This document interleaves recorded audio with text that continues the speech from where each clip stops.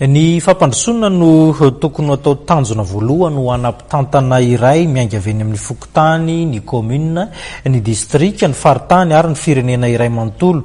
Tsy tokony atao sakana nefa ny tsy fitovikevitra, ny tsy fitoviana frehana politika hoy ny fanazavana nentin'ny ben'ny tanàna ao Antsirabe ao ato anatin'ity fanatetiny ity. Isan'ny olana sedrain'ny commune rehetra ny firehana ara-politika tsy mitovy ho an'ny ben'ny tanàna sy ny mpanolo-tsaina izay sakana ho an'ny fampandrosoana. Ny 900 commune eto Madagasikara no iaran'izany olan'izany. Raha nambaran'ny ben'ny tanàna Antsirabe anefa dia tsy tokony ho sakana ny fahasamihafan'ny fironana ara-politika rehefa mifantoka amin'ny fampandrosoana ny tanàna no tanjony. Resaka mpanolo-tsaina raha io no resahana dia tena mampalahelo.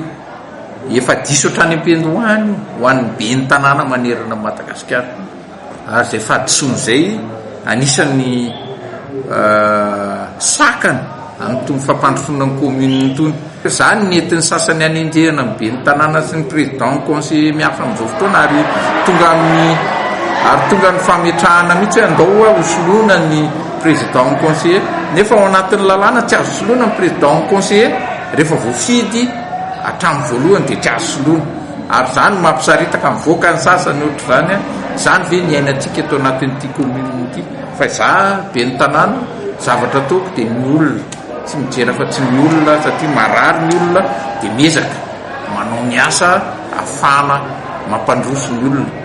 Isany koa ny fanatsarana ny lalana ho an'ny commune ambonivohitra Antsirabe iarahan'ny commune amin'ny fer ary ny ministera ny asa vaventy. Tsy ampy anefa ny vola avitana izany saingy izay misy eo am-pelantanana no anatanterahana azy. Raha resaka le fond d'entretien routière dia efa nisy famorina moa omaly niaraka ny lehibe mifaritra sy ry zareo vao mifer. Ny zavatra misy aloha raha ny sitrapo raha ny dedavina dia tsy araka ny tokony izy le izy satria 2 milliards eo no mavita ny lalana teto Antsirabe nefa 500 millions fotsiny no azontsika tao anatin'izay.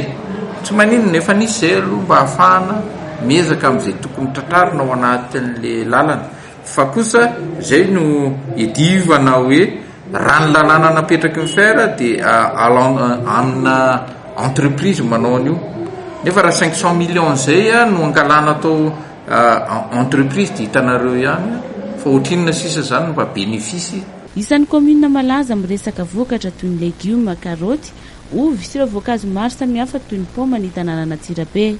Ny fampandrosoana ny tanàna na eo amin'ny lafiny fanadiovana sy ny fanatsarana no tena imasoany ny ben'ny tanàna raha ny nambarany hatrany istomana ny mpizahatany.